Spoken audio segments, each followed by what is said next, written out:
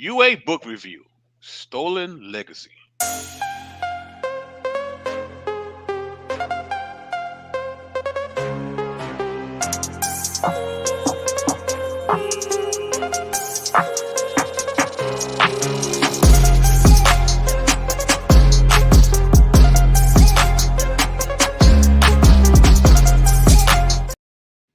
Yeah, what's going on, party people in the place to be? I go by the name of the BK Apologist, transmitting all the way live. New York is the city, Brooklyn is the borough. What's good? What's popping? Happy Hump Day, everybody. Hope everybody's had a safe and productive Wednesday. Um, of course, we gotta say what's up to the party people in the chat. We got Wawo in the check-in. We got Well, Tyler well, Lott, PJ Williams. We got DFC in the building. We got Dr. Doom himself, apologist in Detroit. We got the Prime Minister, 66. We got Bodega Lady D New on the check in. Yes, yes, yes. And as always, if you have not yet already, please share the link. Tell a friend to tell a friend to tell a friend that it's him again. And if you like how it goes down with the BK, you can become, well, you can give a nice little donation via PayPal. Or if you'd like to be a monthly supporter of BK, you could become a Patreon where you get an assortment of goodies to enhance your personal Bible study. And I am here graced with the presence of two of the sharpest swords you're gonna find in the UA. Of course, I gotta start with my main man, defeats the enemy. What's going on, sir?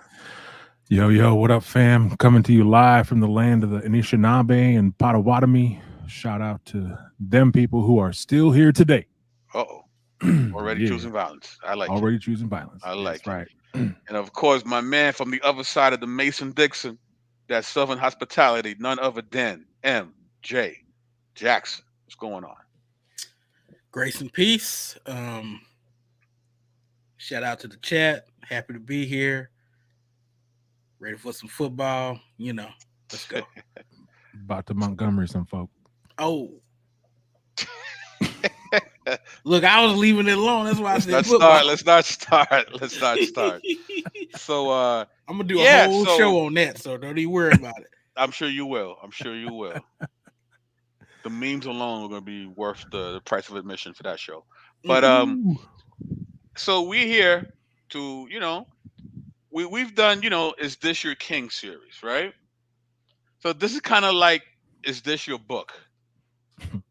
Basically, for a lot of people, who have left the church for the conscious community.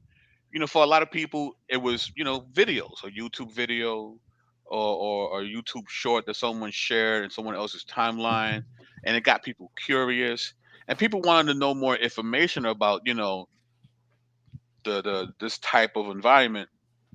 So they did something that's usually smart, right? Which is let me read more on the material. Let me read more about the subject.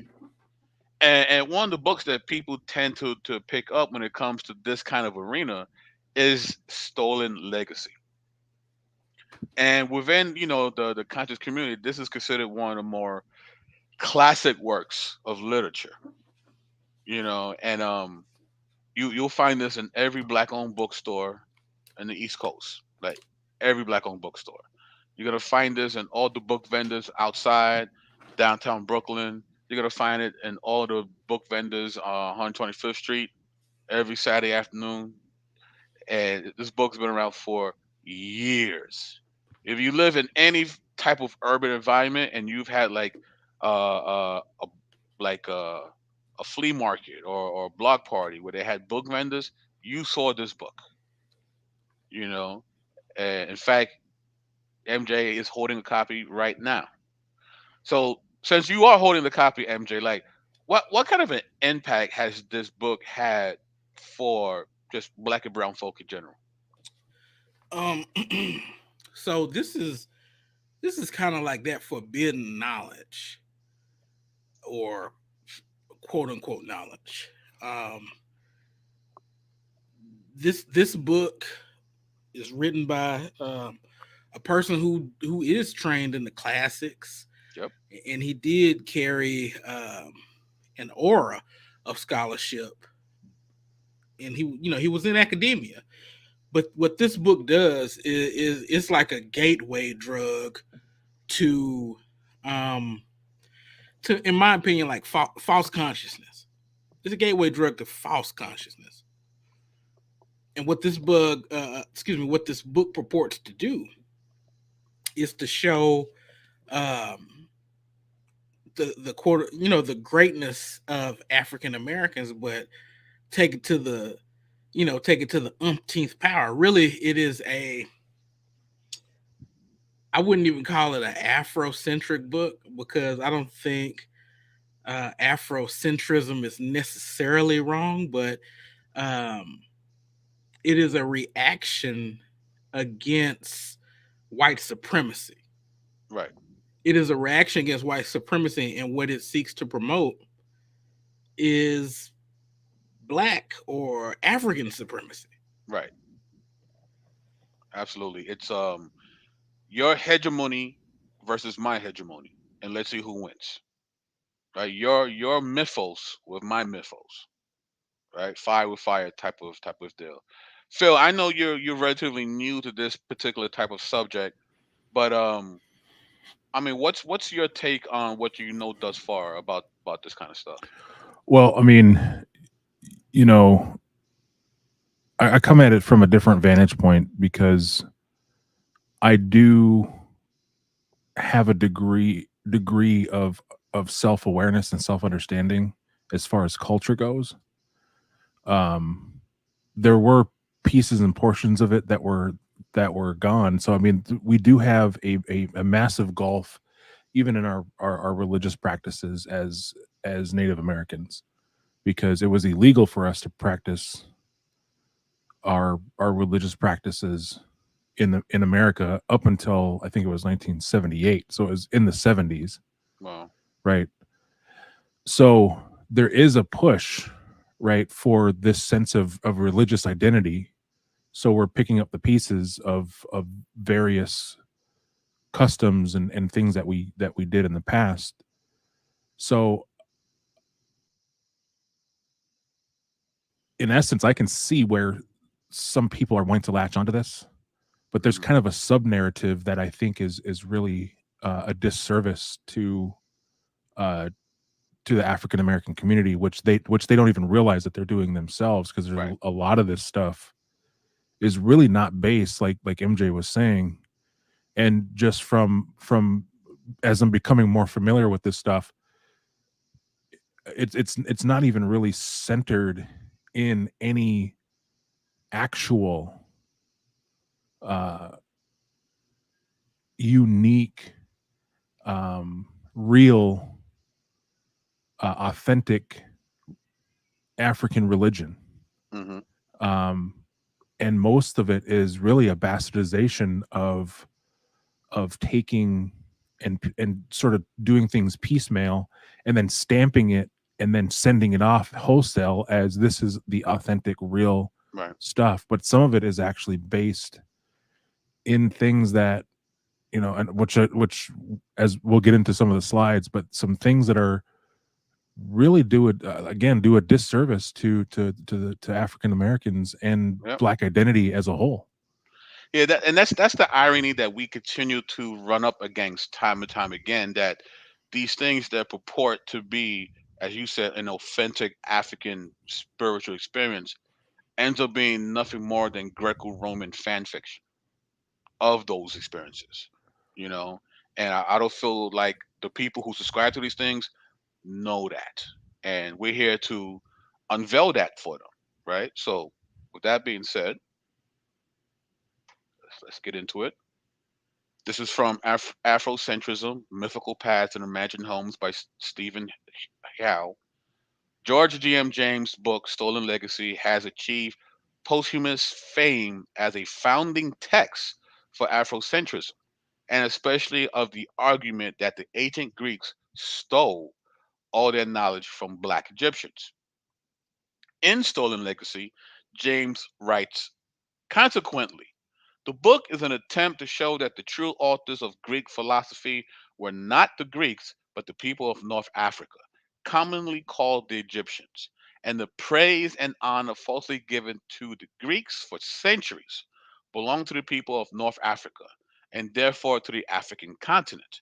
Consequently, this theft of the African legacy by the Greeks led to the erroneous world opinion that the African continent has made no contribution to civilization and that its people are naturally backward.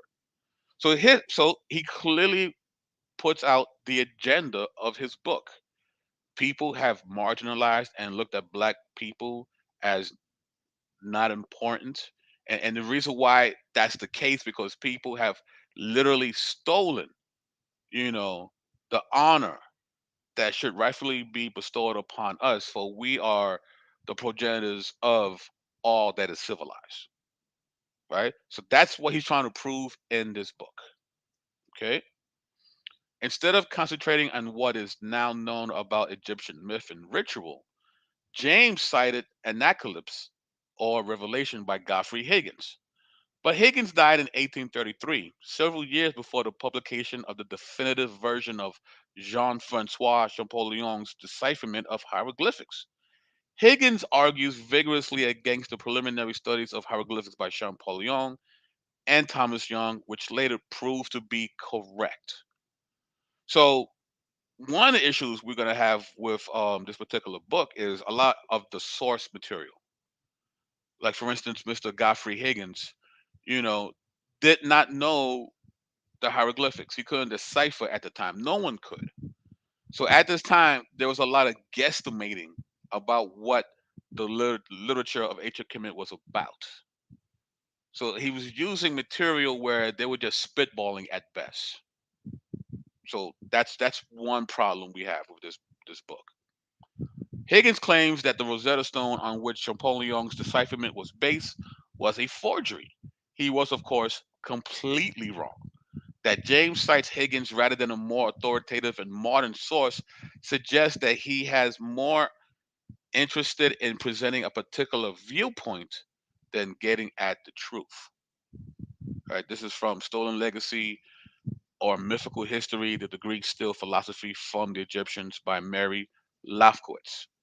So let me stop here and ask my panel. I mean, what's your take on this thus far? Any comments you guys want to make? Yeah. Mary Lefkowitz is a known villain uh, by folks in the conscious community who do read a little bit or watch YouTube videos. But in the early 90s, she was going at it with, I believe, Martin Bernal, who wrote Black Athena. Black Athena. All right. And they were really going at it because because there were some overstatements and some bad sourcing in Stolen Legacy. But there was interaction between the Egyptians and the Greeks, Yes. which is why I said we should just lay out all the facts and let the facts fall where they may. Africa was great, but when you're using faulty sources to draw conclusions, Mary Lefkowitz was pushing back against that. She was pushing back against some of the pseudo scholars.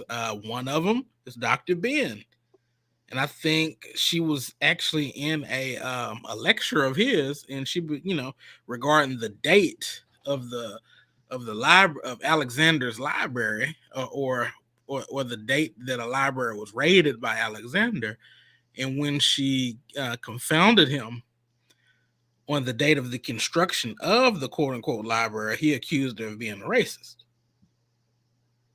instead of being able to refute what she asserted.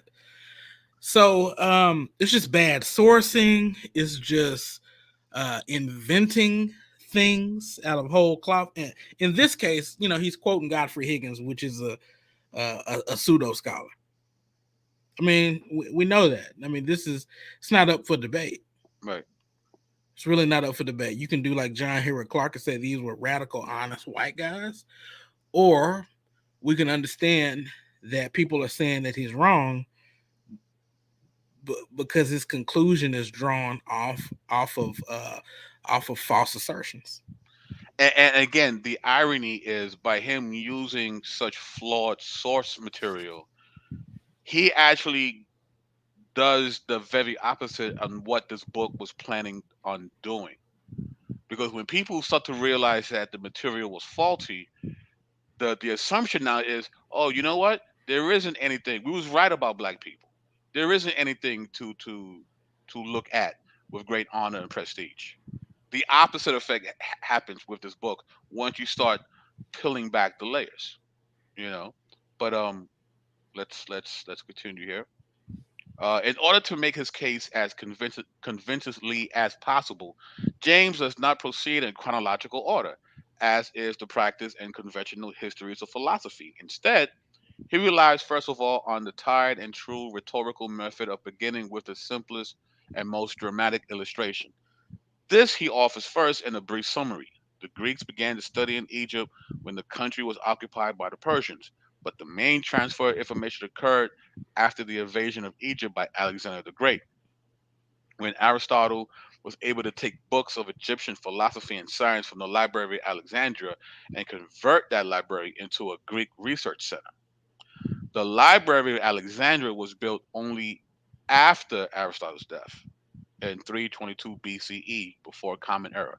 So that's a big misstep. You know, for you to start your book or start your argument with this point, and you're completely off historically, it's not looking good.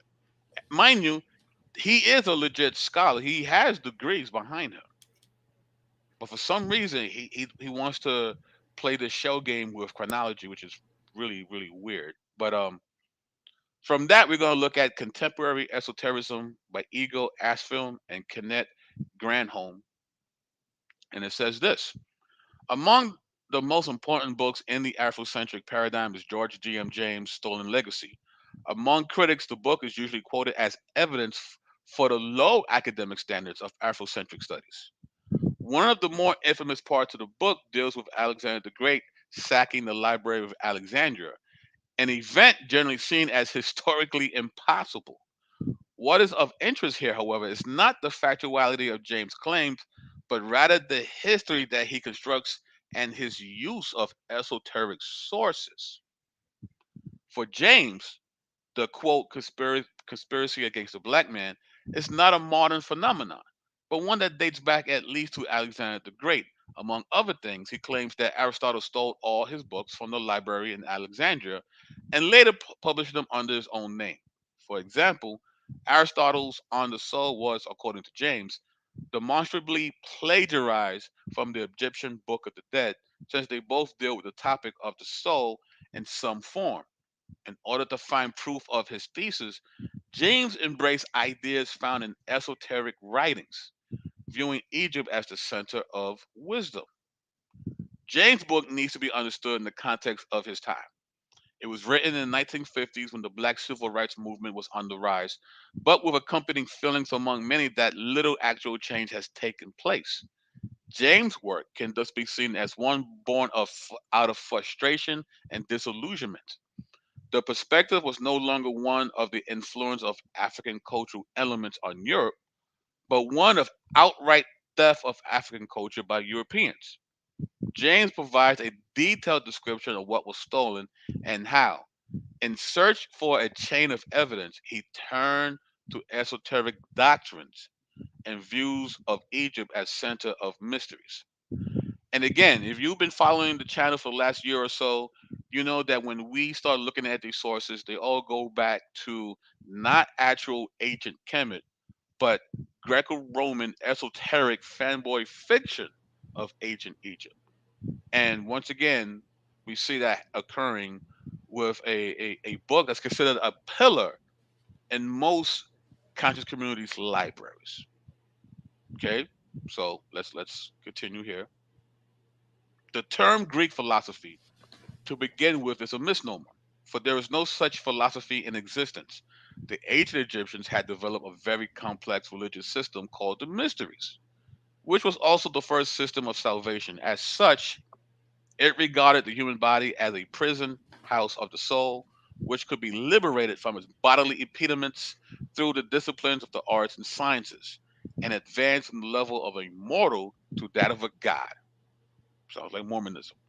This was the notion of the summum bonum, or greatest good, to which all men must aspire, and it also became the basis of all ethical concepts. Not only were the Egyptian mysteries the source of all Western philosophy and ethics, James also insisted that the Egyptians had taught the mysteries in secret orders. The Egyptian mystery system was also a secret order, and membership was gained by initiation and the pledge to secrecy. The teaching was graded and delivered orally to the neophyte, and under these circumstances of secrecy, the Egyptians developed secret systems of writing and teaching and forbade their initiates from writing what they had learned. So, again, this sounds very familiar to other things we've been looking at. Would you agree, fellas? Absolutely. Adam Coleman uh, runs through my head every time I go through this stuff, and I'm watching any of this stuff, or any time we're in the background, we're reviewing this stuff, uh, and his phrase, folks are poor philosophers and even worse historians. He says that all the time. Uh, Um, but I mean, to his point, and to all of this, so as I'm going through and researching on in my main focus for my ministry stuff, the doctrine of discovery, in all this is why it's important to validate and to triple and quadruple check all your source material, because anything anything that is off, you can so easily, but not only just find the source material, but be honest with the the intellectual underpinnings behind it, because there's a lot of times where we're dealing with things that are so far in the past. It's easy to rewrite and to create and formulate a narrative when it comes to what we are reading, right? And it's difficult for us to remain objective when we're viewing these things in light of our modern understandings. And so that's why it's important for us to be crystal clear when we are looking up these anything, when MJ is presenting material. And it's crazy, because even the culture, even 50 years ago, was completely different than the culture that we're in today. Yep.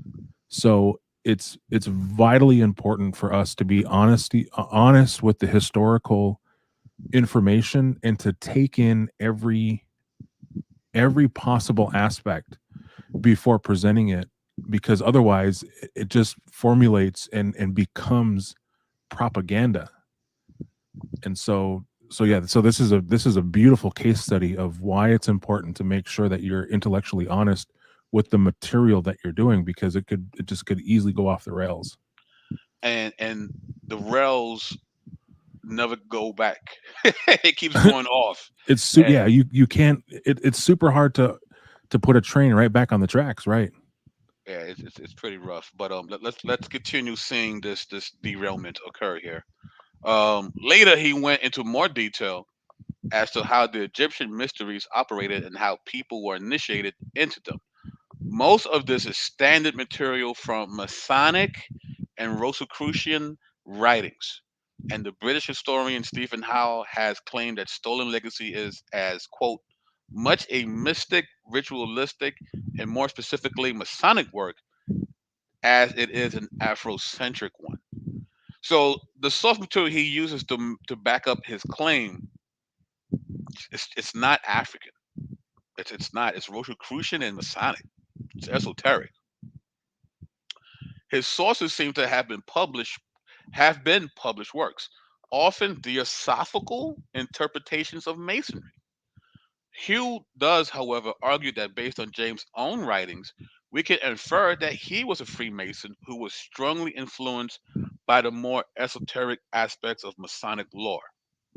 While it is hardly improbable that James was a Mason, his work do not provide clear evidence for such statements. If anything, relying on the most quoted works, it would seem more likely that he was either a member of a theosophical group or a Rosicrucian order. James refers, for example, to the AMORC's magazine Rosicrucian Digest.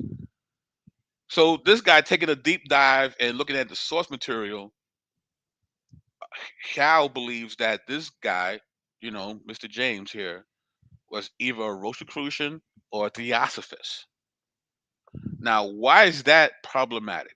Well, the Theosophical Society, founded by Helena Petrona Blavatsky, and the Anthroposophical Society, founded by Rudolf Steiner, were both esoteric movements that sought to realign esotericism into acceptable specifications of religion and science rather than magic in order to preserve and extend their influence. In order to carry out this task, both societies utilized Egyptology. So let me stop there for a minute. These dudes were as spooked out as can be, right? And they wanted their super spooky doctrines to continue, but they didn't want people to really look at it as spooky, right? They wanted to ground it into something that people can feel like it's more real. So both the Theosophists and the Rosicrucians, right, and other esoteric groups, they utilize Egyptology. It was a subterfuge. Okay, in a time where magic as a term and concept was becoming increasingly outdated and considered anti-modern, Blavatsky and Steiner both attempted to render esotericism fully compatible with religion and science to mold it to fit modern standards. With anthropologists like Taylor at the forefront of defining Western modernity, both Blavatsky and Steiner defended esotericism by referring to anthropology, particularly Egyptology, to defend their viewpoints and knowledge base. So it wasn't that they really believed in ancient Egypt. They used the accoutrements of ancient Kemet to pass their information through. Right? It was hidden under the guise of, well, we're talking about ancient Kemet. No, they weren't. They were talking about their own occult tendencies. But in order for people to swallow that pill, they had to coat it with an extra dose of hotepery, if you will. You know, so it wasn't it wasn't a plan to really, well, let's go back to ancient Egypt. No, let's use this since this is the thing that's popping right now. This is trendy. So let's use this to get our ideology embedded into today's society. Your thoughts, gentlemen? Yeah, this is sort of what I was alluding to at the beginning. Um, they're using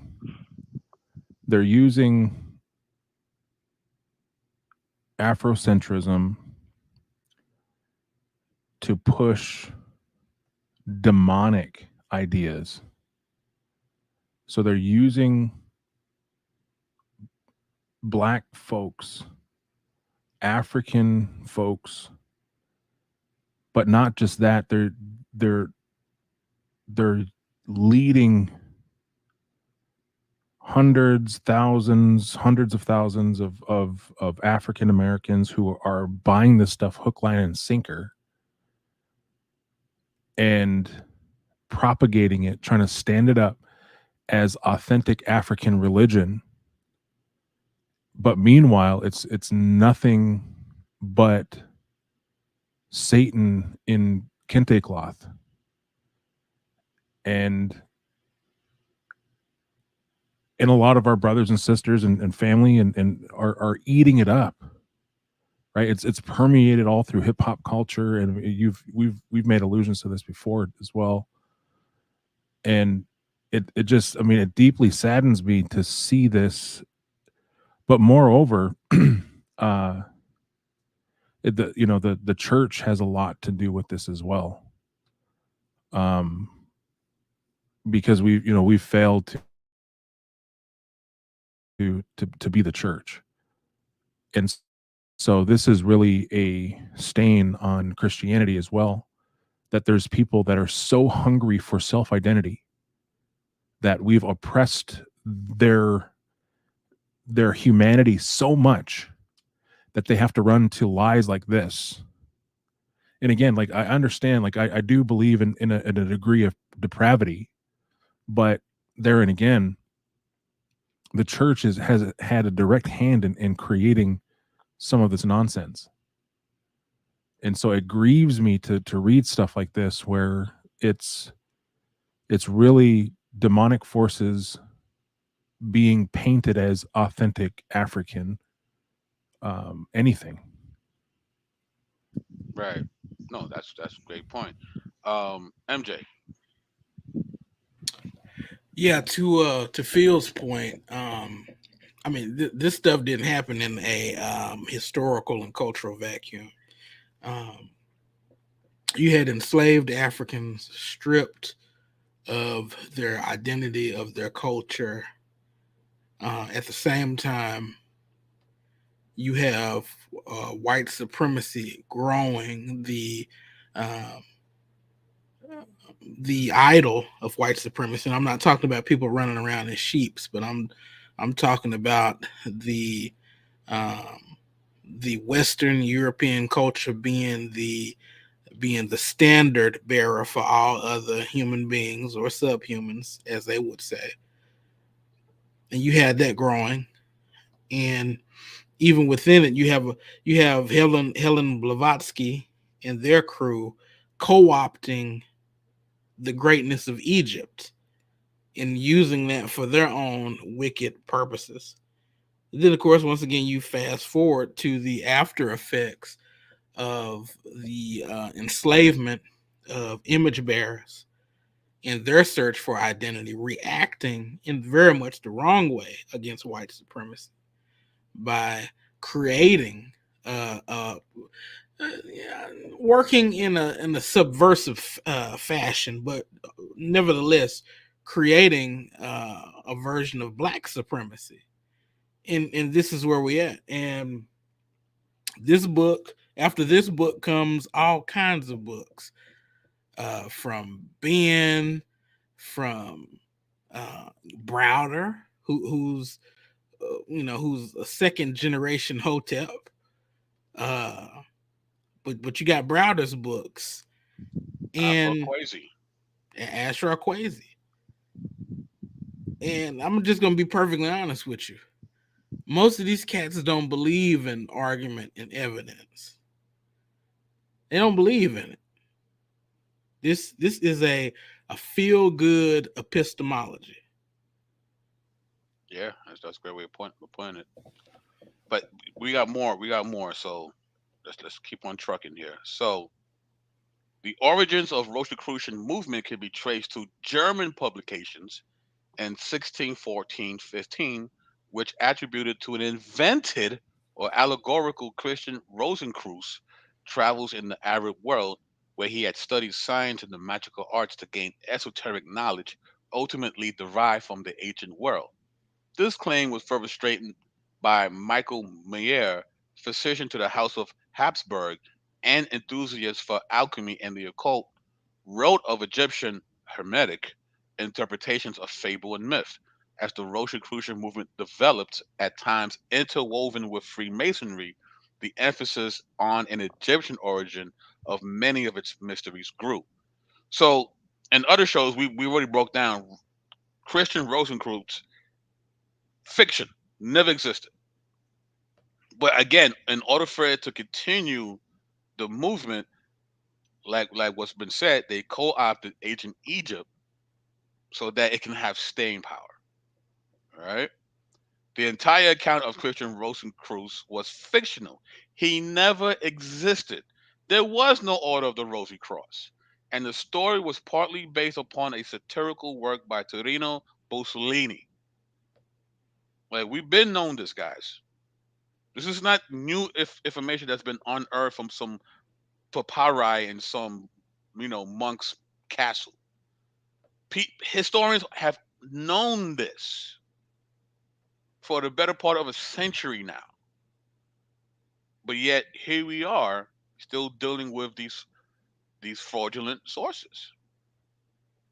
So one of James' most quoted sources is a theosophically inspired work, Charles H. Vale's The Ancient Mysteries of Modern Masonry from 1909. Its influence is most notable when it comes to the content of the Egyptian mysteries and their history. And James sometimes quotes whole pages from Vale, not always with proper reference. Okay. Um, Again, look at the sources that James is using here. Okay. Yes, they make mention of Egypt, but from what lens? Is it from actual Egyptologists, people who are decipher and can read the metal netta, arch, great archaeological digs where they've found more and more evidence? That's not who he's looking for. He's using these esoteric sources. Why? Because it benefits his argument, right? So now it's a question of intent. Because he had other stuff that he could have used, but he chose these type of sources, right? According to Val, the mysteries were first established in Atlantis. It's not even Egypt now. Now it's not even Egypt, right? Yeah, Egypt used it, but it came from Atlantis. So Prince Namor and Tolakan, they had it first, I guess, right? Mm-mm. But after the fall of the civilization, they survived in Egypt and Chaldea, where the mysteries had been established before Atlantis sank. So Aquaman and Prince Namor, they had it I was going to first. say that Aquaman doctrine. Aquaman doctrine, right? This is the God. source material this man is using to prove his point. A man who thinks that this actually came not from Egypt originally, but Atlantis. And some of the guys who made it before it sank made their way to Egypt, and that's how we got it. Is this your book? Is this your book? So, actually, before I continue, you guys got anything to say about Aquaman and Prince Namor? Okay, let's keep going. Mystery cults, that is, initiation cults, in fact, were not established on Egyptian soil until the 3rd century BCE, with the settlement of Alexandria after Alexander's invasion. Even then, the rites were observed by Greeks living in Egypt rather than by native Egyptians. This is a cut right here. So not only is this not even ancient, even when it actually started occurring, the natives didn't participate. It was the Greeks. How is this black? How is this African?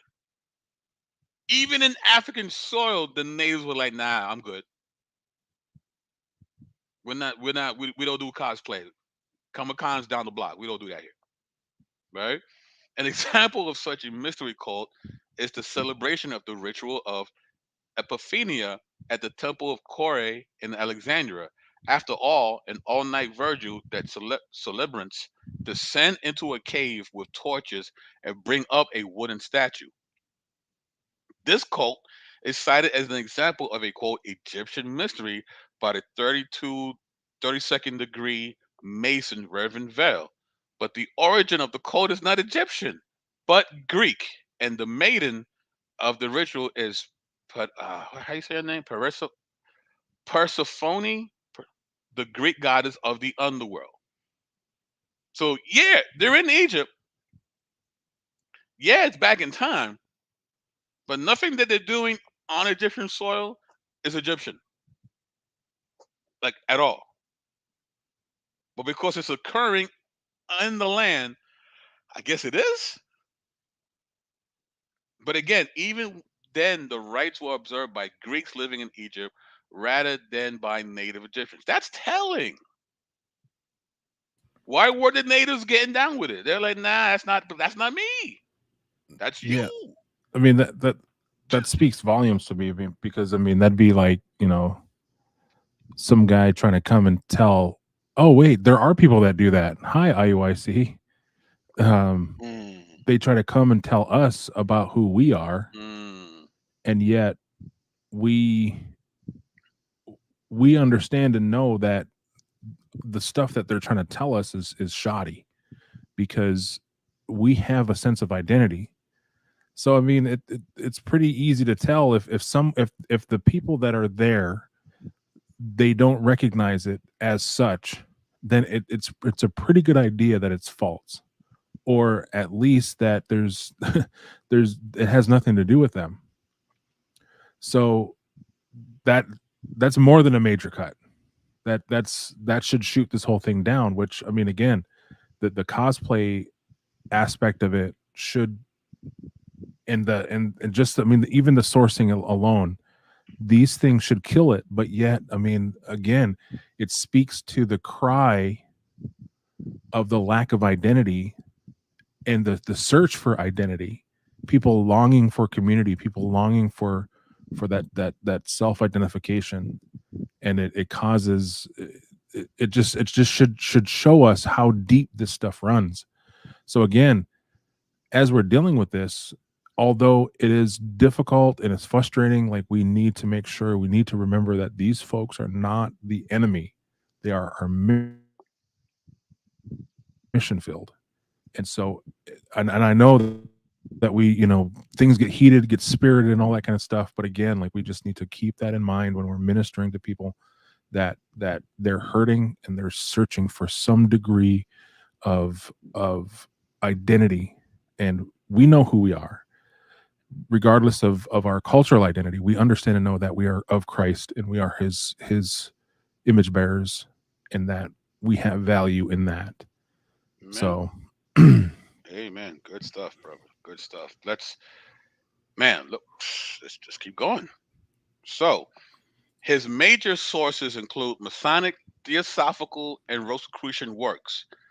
These currents sometimes overlap. For instance, the Theosophists founded the first and only Masonic lodges to admit women, lauding the ancient Egyptians as originators of an esoteric wisdom and ritual which has passed directly to present day cults and secret societies. Among these sources are G.I. Vale's The Ancient Mysteries in Modern Masonry, D. Davidson's The Great Pyramid, Its Divine Message, Anne Besant's Esoteric Christianity, H. Spencer Lewis' Mystical Life of Jesus, and the Rosicrucian Digest. This is his bibliography, guys. They're listing his basically where he's getting his information from. It's all Enlightenment translations of Greco-Roman fanboy fiction of what they perceive ancient Egypt must have been. Not a lick of scholarship is in here. This is all speculative fiction. He's making his case with speculative, esoteric, fanboy fiction. That's what he's using here, guys. The idea of advanced Egyptian science and mysteries has become a recurring theme in Afrocentricity, as has the idea that Europeans stole most of it. James must be seen as an important source for this, as the use of esoteric sources has been one of the most recurring criticisms against James. Some Afrocentrists, like Molofi Kente Asante, try to downplay the esoteric side of James' work. Esoteric sources are nevertheless quite visible, and spiritual ideas about the nature of man would also become integrated in Afrocentricity. James' work did not have an immediate impact on the black nationalist movement and remained somewhat obscure for many years during the 1970s. But especially in the 1990s, there was a revival of his ideas, and they have since then become a common theme for cultural nationalists. This is very true because we see his work continuing within the work of the, some would say, the godfather of the most modern iteration of what we now call the conscious community, and that's Azure Quasi. And here's a lecture that he's doing called The Craft of Amun Ra African Mystery System Number One. Now, if you look behind him in his screen, there's a book cover there. Now, it looks a little blurry, right? So I went and see if I could find that book cover, and I did. And lo and behold, it's Stolen Legacy by George G.M. James. So Ashura Kwesi, like he was, he brings, I think he still does, he brings hundreds of people to Egypt every year. And he does a tour. And he basically does similar things that what George G.M. James does in his book. Has these very weird, esoteric reinterpretation of Egypt. And every year, more and more black and brown people get duped into these faulty interpretations. Right? Here's a slide from his presentation. Right? Grades of students in the mystery system. And it tells you the three levels, right? You got the mortals, the intelligences, and then you got the creators or sons of light. Gee, where is he getting that from? He's getting that from C.H. Vale's Ancient Mysteries of Modern Masonry, which is being quoted from George G.M. James. So Ashura Kwesi is teaching as if this is ancient African spirituality when he's only using Stolen Legacy, and Stolen Legacy is using esoteric sources. But you're there, and Ashura Kwesi is a great orator, charismatic dude. You know, and he has conviction, and he sounds like he's so correct and smart, and he's pressing all the right buttons, and he's inspiring you to find out who you really are, and this is your identity, and this is your purpose, and he's That's using you, this black man. right. That's you, black woman. This is where they got the tree of the Garden of Eden. Right here. Right here in Kemet. That is you. Okay. Big up to Nick. We started speaking about, he is a legit scholar. He has degrees, bro. Yeah. So he's not He can pseudo in speak that and sense. read Greek. Yeah. But yet, when it comes to formulate this particular argument, he seems to put all that aside for some strange reason. So, but we gave him his props in the beginning. We definitely did. You know. And here's a quote from that lecture: "The light, the true." Actually, MJ, you do this. Do this Yeah, I one. was going to ask to Yeah, read it. go for it. Go for it. The light, the true African spiritual consciousness. That's what this is all about. True African spiritual consciousness. So we've got to go through a transformation, a spiritual consciousness with each other in order for us to be a people again. True African spiritual consciousness. From what? From the things he's using? There's nothing African that he's using. like seriously, I mean, you meet a native African and they looking at us with the side eye. And I know Brother Jabbar gonna tell us that he's been over there and pushed this stuff over there, and some have been receptive, and that's possibly because of colonialism, right? There's no part of Africa that colonialism has not touched, but the Africans who know are looking at us with the side eye. You come over there pushing Kwanzaa. and again, I don't question Kwesi's intent. I believe he's genuine. I believe that he's using the information that he thinks is best suited to uplift black people. I really believe him. I think he's sincere. But once again, one can be sincere and wrong. And yes, black people are amazing. Brown people are amazing. We have a rich and storied history. Why don't these guys use it? Right? We're not saying that there isn't. We're saying there is. Why don't you use it? But you're using the again European slash Greco-Roman fanboy fiction, and you say we participate in the white man's religion. This gets no whiter. Like this is raisins and potato salad white right here. It's white.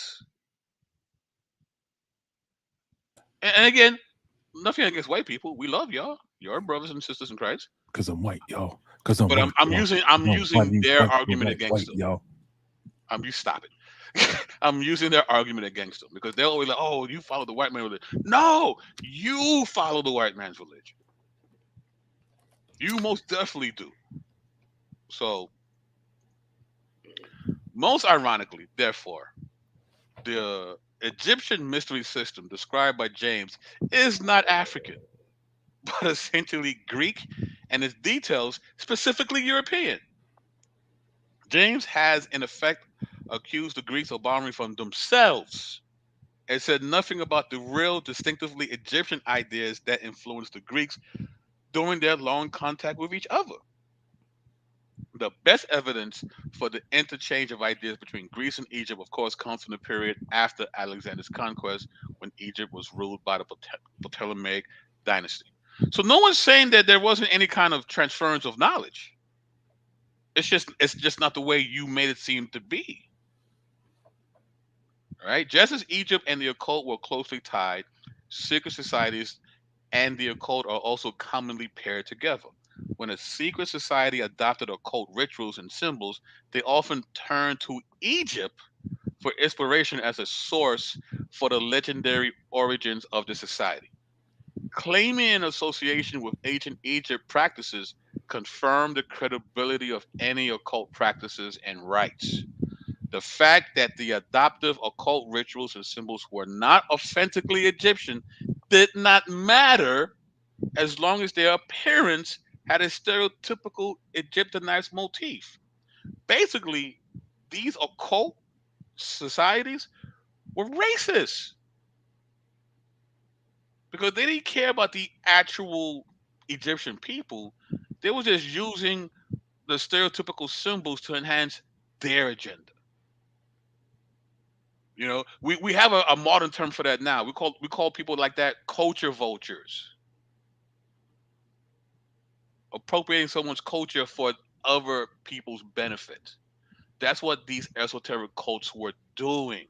That's what Blavatsky was doing. That's what Steiner was doing. That's what the Rosicrucians were doing. And then we turn around and use these sources? Really?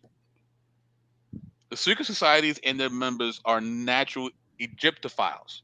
The three main secret societies that incorporated Egyptian magic rituals, lore, and motifs were the Rosicrucians, the Freemasons, and the Theosophists. This is from Egyptomania, A History of Fascination, Obsession, and Fantasy by Ronald H. Fritz.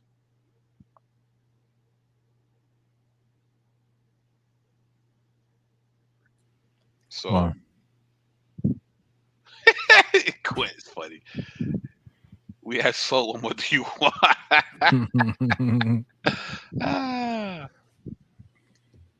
But again, you're using racist sources to try to back up your argument for how black Egypt was and how amazing. But the sources don't think they're so amazing. They don't really care. They're using Egypt for their own benefit. They could care less about those people. And I think the natives knew that. That's why they didn't partake. It's like, we see what you're doing here, fam. It ain't funny. We're not rock. No, I'm not going down there with that wooden statue because that's not my statue. First of all, that's yours. I don't want nothing to do with that. Yeah. So again, it defeats. It's a self-defeating premise when your sources actually undercut your argument. It cuts the feet right off your arguments, gentlemen. Yeah. Yeah, this is unfortunate. Once again, um, a good amount of people through the years have been took, bamboozled, hoodwinked, and swindled. Um, behind uh, behind the rhetoric in this book. It's very unfortunate. But it doesn't go without saying that evidence has been presented to counter it. And as I said earlier, that Africa is great within its own right. Really doesn't need any help. Yep. Uh, Never needed any help. What this was about was a reaction to white supremacy. That's what this was about. You look at the context when this book was written in. Black people were being treated pretty bad. Matter of fact, black people were being treated so bad that the Russians were pointing the fingers at America. That's how bad African Americans were being treated. And so, I mean, I would kind of expect this, but the dude is a trained historian. He's a trained classics scholar. He should know that the sources that he's drawing from are unreliable. He should Yep. know that the sources that are being drawn from um, are the date of these sources are so far out. I mean, number one, that's one issue. Some of these sources attest to the fact that they're fictional. That's another issue. And so, as a trained historian, we would expect this, but he never debated it. And you look at that debate where John Hewlett Clark was supposed to be debating, he was on stage running his mouth, talking trash. He wasn't debating. There was nothing there. There was no substance. A lot of style. And that's another thing that I would just encourage our people is like, let's move beyond rhetorical points and let's look for arguments and evidence. You can't always, I mean, it's the same thing in the church, like a good hoop, Mm, but we got to move past the performative stuff mm, and look for some meat, some substance yep. that we can hang our hat on, that we can anchor our minds on. Black and brown people are great. You know why? Because they're made in the Imago Day. I get it. We don't have a lot of reference when it comes to our historical origins. I get that. And it hurts. And that feeling is legitimate. It's legitimate, that pain.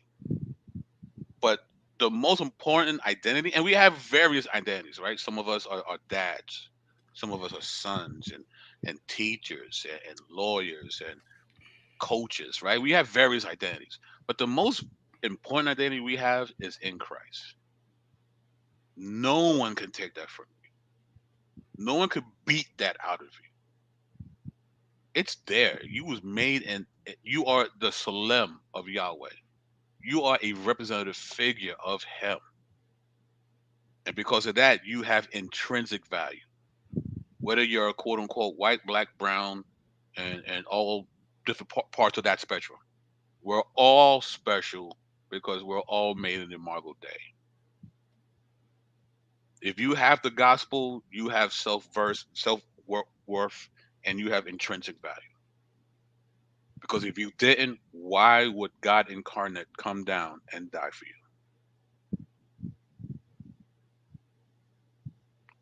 And if you just so happen to want an authentic African spiritual existence, come back to church. Because your ancestors, when they saw the gospel, and I'm talking about in Africa, and I'm talking about way before the transatlantic slave trade, when they got the gospel, they embraced it wholeheartedly. We're talking mid fourth century. It's been in Africa so long, you can argue that it is an ancient African religion at this point. And we don't have time to go through the litany of amazing African men and women who were of Christ, who did such great things to continue to uplift the bloodstained banner, so that we can be here having this discussion. Just a litany of them. Okay, so if you really need an authentic African experience, come get this gospel. Come get this gospel. So, with that being said, final thoughts, gentlemen. Um, we just got to keep putting this out there. This is not an attack on the man. Some people are gonna be like, "Well, he's dead." Well, his ideas live on, and that's what we're dealing with. We're dealing with these ideas, and so we just challenge people to base their beliefs on good reasons and evidence. That's what your beliefs should be based on. And everybody has beliefs, so let's just stop. Yep. Everybody has beliefs. Knowledge is justified true beliefs. That's what knowledge is. And so we just want to make sure that we are basing what we believe on good reasons that we have. Amen. Yeah. Defeats the enemy. Yeah, if you don't want your pseudo scholars all up in the video, dancing, come over to Christianity. Come to the UA. Come to the UA. That's great. That's true, man. I mean, listen, we don't hate none of these guys. We love them. We want them to be our brothers. The Sinettas and the Jabaris of this world. I want to call them my brother in Christ one day. That'd be sweet. The Sakaris, the ISUBKs, the IUICs. I want all of them have one incredible cookout in the name of Jesus, and we're just hanging out, enjoying great fellowship in Christ. I would love that. That would be amazing. For real. That's the end game for all of us to be together under Christ. That's why we do what we do. It's not just debunking and winning arguments. No, we're trying to clear the table so you can see the gospel clearly. That's what this is. That's the end game. Because 1,000 years from now, the only thing that's going to matter is, did you bend the knee to Christ or not? Amen. Yes, Nick. Please bring the salt, but not the refined salt. Bring Yeah, some of that Himalayan stuff. There you go. You know what I mean? So, and yes, Nick, you're invited to the cookout. Absolutely. So, but Absolutely. yeah, man. So again, that's the intent. That's our agenda. Because just because this book is full of pseudo material doesn't mean that Christianity is right now. What it does mean is, if you're going to critique Christianity, you can't use this book to do so. Mm. All right. So that's the bottom line, right? We want you to be our brothers and sisters in Christ. We want you to be redeemed. We want God's Spirit in you, and we want to have great fellowship with you until we pass or until Christ comes, whatever comes first. That's the agenda. That's the intent. That's the end game. All right.